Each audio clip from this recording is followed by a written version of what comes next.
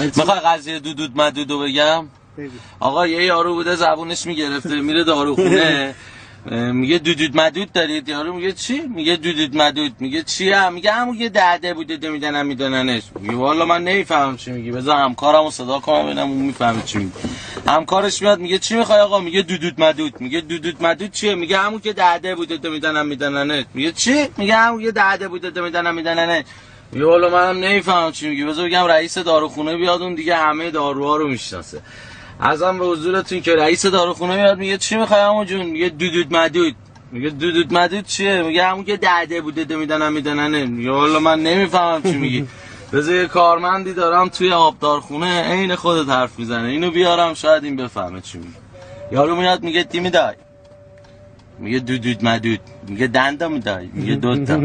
میره اون پشت دست کنه یه چیزی میاره میده یارو میره. رئیس داروخونه میاد به کارمندش میگه آقا این چی میخواست بگو، لااقل این دفعه اومد ما بتونیم چیه تو نبودی بهش بدیم بنده خدا رو.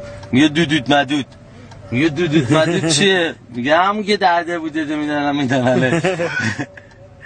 میگه من که نمیفهمم چی میگی، برو فردا بیار ببینم چیه این لامصب. میگه نداریم، 2 تا دادیم دادم بود.